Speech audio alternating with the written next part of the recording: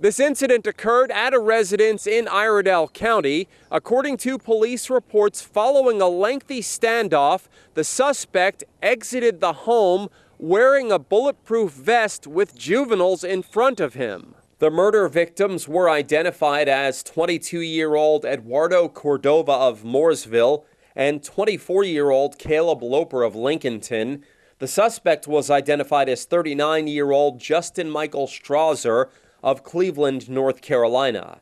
On Saturday, the Iredell County Sheriff's Office received information about shots being fired at a residence on Home Drive in Mooresville. When the deputies arrived, they found a critically injured victim on the back porch of the home and two deceased victims inside the residence. All three victims were found restrained and bound. The scene was secured and the injured man was transported to a medical center for life-threatening injuries.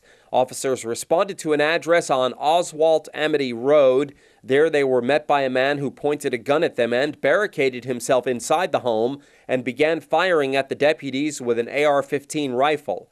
Iredell County Sheriff's Office negotiators made contact with the man and attempted to get him to come out of the house. While speaking with the suspect, identified as Justin Michael Strasser, investigators learned 4 juveniles were inside the residence who, during the course of the incident, were uncooperative and refused rescue attempts by the deputies. Many times during the next several hours, the deputies attempted to get Strasser to come out of the home, and each time he fired numerous rounds at the deputies from inside the home, striking several sheriff's office vehicles. The suspect also reportedly made statements to the negotiators about his involvement in the incident on Home Drive.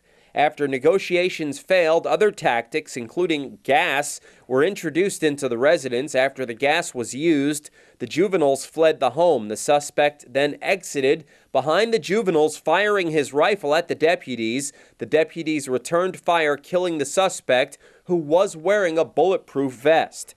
Strasser was pronounced deceased at the scene. The juveniles and the deputies were uninjured.